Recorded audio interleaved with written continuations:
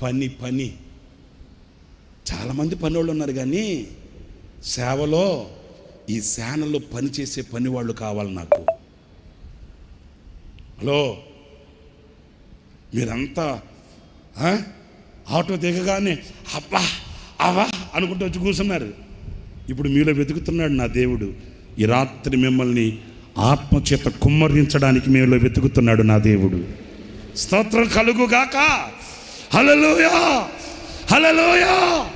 ఈ సేవలో, ఈ సేనలో శ్రమించగలిగిన, కష్టపడగలిగిన, ప్రాణార్పణముగా పోయబడిన, సమర్పణ కలిగిన విశ్వాసులు కావాలి.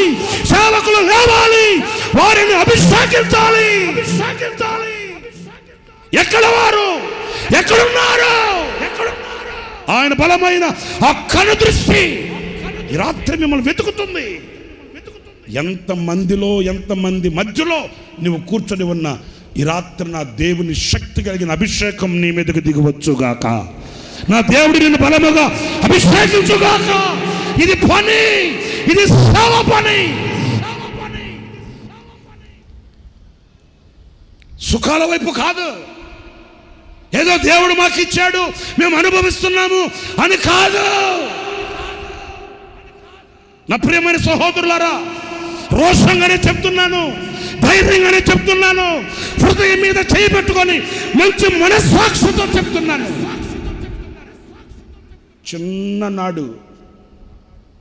చిన్ననాడు ఏమి తెలియని వయసులో నా ఆత్మీయ తండ్రి దైవజ్ఞులు లేసన్ గారి దగ్గరికి వచ్చాము. నేనే కాదు, మేమందరం కూడాను.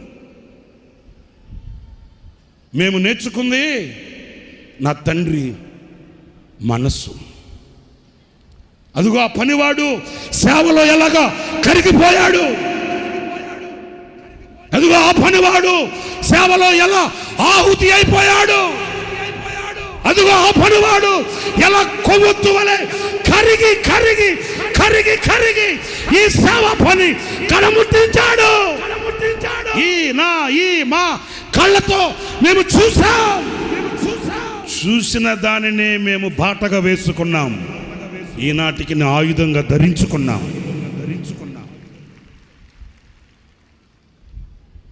సోమని వాణి సేవ కాదిదే. కాళ్ళు ముడుచుకొని, చేతులు ముడుచుకొని, విశ్రాంతి తీసుకొని సుఖపడిన వాణి సేవ కాదిదే. పనివాడి సేవ, పనివాని సేవ ఆఖరి శ్వాస వరకు శరీరమే గొల్లగా మార్చబడి, కళ్ళు కుళ్ళిపోయి, ఒళ్ళు గొల్లైపోయి అలాగా ఆహుతి అయిపోతూ ఉన్నప్పటికీ ఏ పనివాడు మరణం అనే పడక మీద పడుకుని పిడికిలు బిగించి, దేవా ఇంకొక అవకాశం నాకు ఇస్తే ఈ భారతదేశాన్ని ఒక ఊపుతానని ఆఖరి కంఠముతో, ఆఖరి స్వరముతో నినాదం పలికాడు. ఆ పనివాని సేవదే.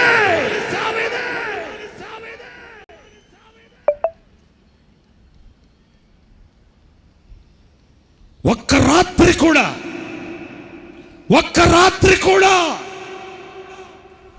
తన గదిలో తన పడక మీద కాళ్ళు చాపి పడుకొనని శ్రమించిన పనివాని సేవ ఇది. రోషంగా మాట్లాడుతున్నాను, ధైర్యంగా చెప్తున్నాను. ఆనాటి నుండి ఈనాటి వరకు మా కనుల ముందు పెట్టుకొనిన ఒక మాదిరి, మా కనుల మీద ఉంచుకొనిన, మా కనుల ముందు ఉంచుకొనిన ఒక మున్మాదిరి. సేవలో, పనిలో కరిగిపోయిన పనివాడు.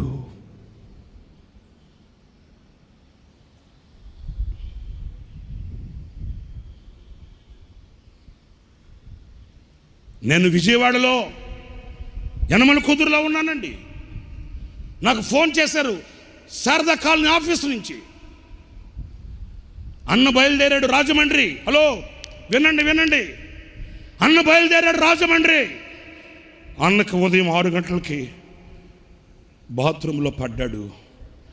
అన్నకి కాలు విరిగిపోయింది.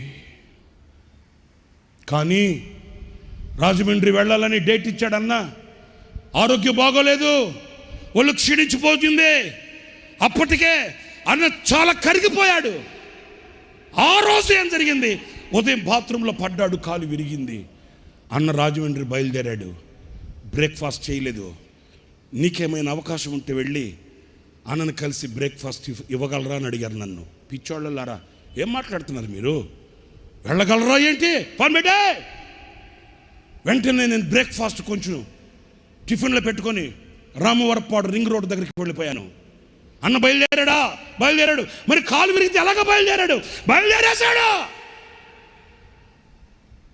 వెంటనే పరుగున రామవరపాడు రింగ్ రోడ్ దగ్గరికి వెళ్ళిపోయి సిగ్నల్ సెంటర్లో నిలబడిపోయాను.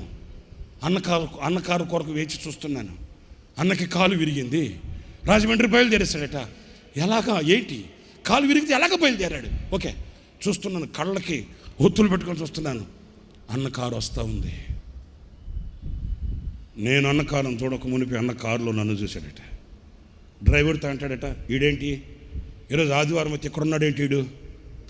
చూశారండి, పనివాడి లక్షణం అది. ఈడు ఎక్కడున్నాడేంటి? కారు వచ్చింది, అడ్డపడ్డాను, చెయ్యాపి అన్న. కారు ఆపాడు. వెంటనే వెళితే గ్లాస్ దింపాడు. అన్న, రే ఇక్కడున్నావేంటి? ఆరాధన టైం కదా అన్న. నాకు 10 గంటలకు ఆరాధన. మరి ఇక్కడికి ఎందుకు వచ్చావు? అన్న, మీకు బ్రేక్ఫాస్ట్ ఇచ్చాను. నాకెందుకు రా బ్రేక్ఫాస్ట్? ఆరాధన కదా, నువ్వు అక్కడ ఉండాలి కదా అన్న. సరే కానీ నేను రాజమండ్రి దాకా వస్తానన్నా. నాకు తెలుసు అన్న మనసు, నాకు తెలుసు. మీకు ఎలాగ జరిగిందంట కదా అంటే అన్న ఒప్పుకోడు. అందుకని నాకు అన్న మనసు తెలుసు. అన్నా, నేను రాజమండ్రి దాకా వస్తానన్నా. ఎందుకురా? కాదన్నా, రాజమండ్రి దాకా వస్తానన్నా. కాదురా, నీకు ఆరాధన ఉంది కదరా, నువ్వు వెళ్ళరా అన్న. కాదన్నా. అరే ఏం మాట్లాడుతున్నావు? ఆ బ్రేక్ఫాస్ట్ నాకు ఇచ్చి. నేను తింటాను లేను, వెళ్ళు. నేను తింటాను లేను, వెళ్ళరా. పిల్లల 2 కళ్ళతో నీళ్లు పెట్టుకున్నాను. వెనకడుగు వేసాను, కారు వెళ్ళిపోయింది. విజయవాడ టు రాజమండ్రి విరిగిన కాలు మడత పెట్టుకొని రాజమండ్రి వెళ్ళి విశ్లాన్ని పిలిచి, నీకు కార్డ్లెస్ మై కొనిపెట్టాను కదా, అది ఇది. అప్పటికే విశ్లానికి ఫోన్ వెళ్ళింది. విశ్లాన్ని అన్నాడు, అన్నా కాలు విరిగిందంట కదా, ఎందుకు వచ్చారు మీరు? ఎట్లా భరించారన్నా? నాకు కాలు నొప్పి కంటే నా బిడ్డలు ఎదురు చూస్తున్నారన్న బాధ ఎక్కువగా ఉందిరా. నా కాలు విరిగిపోయింది కాదనట్లేదు. నా కాలు విరిగిన బాధ కంటే నా బిడ్డల దేవుని వాక్యం కొరకు వేచి చూస్తున్నారే, నా బిడ్డల దేవుని వాక్యం కొరకు ఎదురు చూస్తున్నారే, వారిని నేను ఆశీర్వదించాలి, నా బిడ్డల్ని ఆశీర్వదించాలి అనే బాధ. నా ప్రియమైన సహోదరులారా, పనివాళ్ళు కావాలి. ఎలాంటి పనివాళ్ళు కావాలి? ఎలాంటి పనివారు కావాలి? ఎలాంటి పనివారి మీద అభిషేకం కుమ్మరించబడుతుంది? కాలు విరిగితే కాలు మడత పెట్టుకొని, అదిగో చూడండి, దాంట్లో నమ్మకమైన పనివాని సేవ, నమ్మకమైన సేవకుని పని. అదిగో చూడండి, ఆ ఎల్ఈడిలో చూడండి, కారులో కూర్చొని దేవుని మాటలు వినడానికి వచ్చిన ఆ ప్రజలను దీవించి ఆశీర్వదించి తన బిడ్డల్ని కనులారా చూసుకొనిన నమ్మకమైన పనివాడు, నమ్మకమైన పనివాడు. శరీరం కరిగిపోతున్నా, రక్తం ఆవిరైపోతున్నా, కంటి దృష్టి తగ్గిపోతున్నా, పని విడువని, కర్తవ్యం మరువని నమ్మకమైన పనివాడు.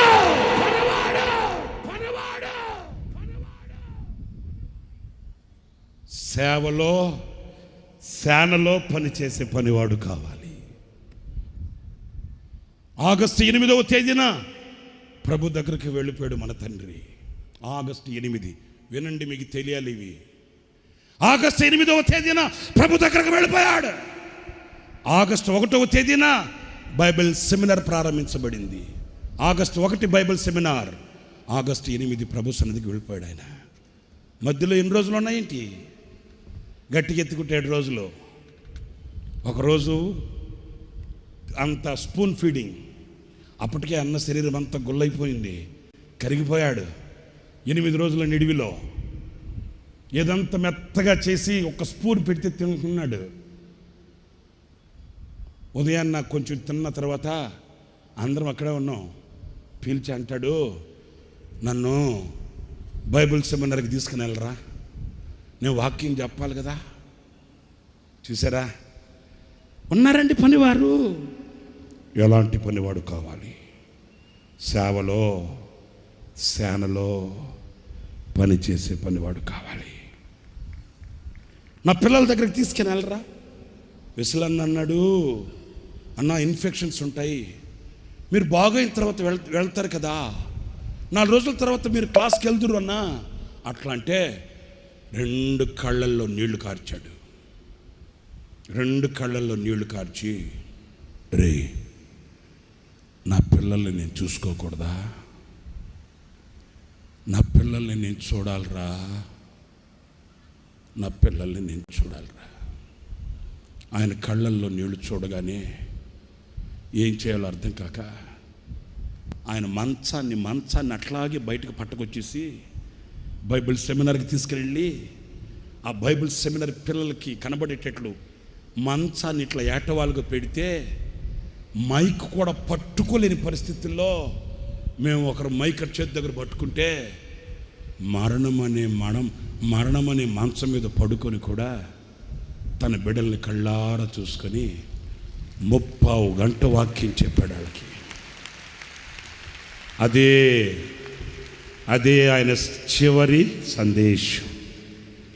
త్రిత్వాన్ని గురించి 30 గంట నోట్లో మాట పెగలట్లే. శక్తి కూడగట్టుకుంటాడు, శరీరంలో ఉన్న బలాన్ని కూర్చుకుంటాడు. 30 గంట. నా ప్రియులారా, ఈ చరిత్రని మీకు ఎందుకు చెప్తున్నాను? ఏదో నా ఆత్మీయ తండ్రిని పొగుడుకోవడానికి కాదు, మీ దగ్గర మన్నను పొందడానికి కాదు. మేము చూచిన పనివాడు అట్లాంటి వాడు, మా ముందున్న మాదిరి అట్లాంటి వాడు, మేము నేర్చుకున్న హితోపదేశం అట్లాంటిది. ఈనాటికి దేవుడు మాకు ఇచ్చిన కృపని తలంచుకుంటూ, దేవుడు మాకు ఇచ్చిన కృపని ఆధారం చేసుకొని, దేవుడు మాకు ఇచ్చినటువంటి బలాన్ని కూడగట్టుకొని ఆ తండ్రి అడుగు జాడలను చూస్తూ దేవుడు మాకు ఇచ్చిన ఈ పరిచర్యని భుజస్కంధాల మీద పెట్టుకొని బాధ్యతతో భారంతో ముందుకు వెళుతున్నాం. అవును, ఈ రాత్రి నేను ఈ మాటలు మీతో ఎందుకు చెప్తున్నాను?